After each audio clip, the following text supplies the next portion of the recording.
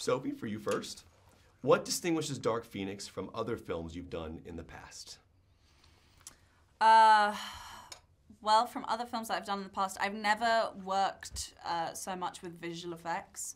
I don't think I've ever had such an extensive storyline in 2 hours or however long this movie is.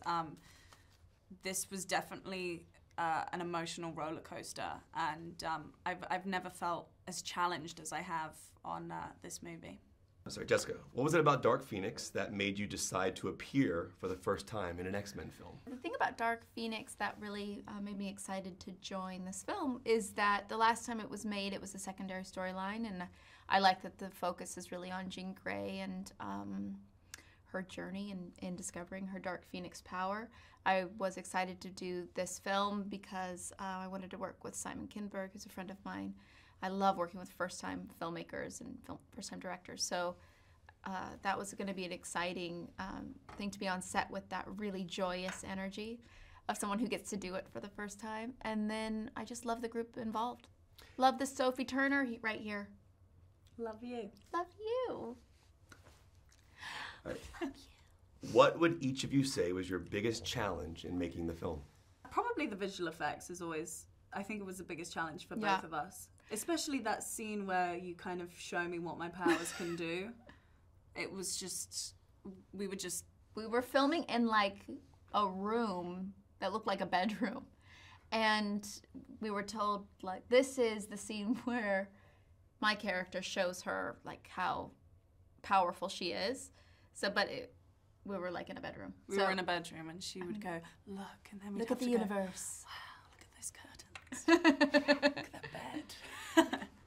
All right, now I'm switching gears. This is going to be like a two-part question in regards to this, but first part of it is going to be looking at the scope of something like a Game of Thrones. What was the first episode, your first scene you ever shot in that show, and the last scene you shot? Oh, the first scene I ever shot was... First day of work. You were nervous, you showed up, you thought, oh, how am I going to be today? I think it was a feast scene where all the characters were kind of present in Winterfell. It was the first episode, feast scene, and Arya flicks pigeon pie at my face. That's all I kind of remember. And then the last scene I ever shot was when we had kind of the council and we decide on Bran becoming king, and I say, the North will be independent. That was the last thing you Queen shot? Of yeah, the that was the last thing I shot. And those were my last words spoken. The North will remain an independent kingdom as it was for thousands of years. Isn't that cool? So cool. Yeah. And in full circle, first scene you shot in Dark Phoenix and last scene you shot in Dark Phoenix. If it's spoilery, we can edit it for another time, but do you have a first and last scene you shot on that day? Yes.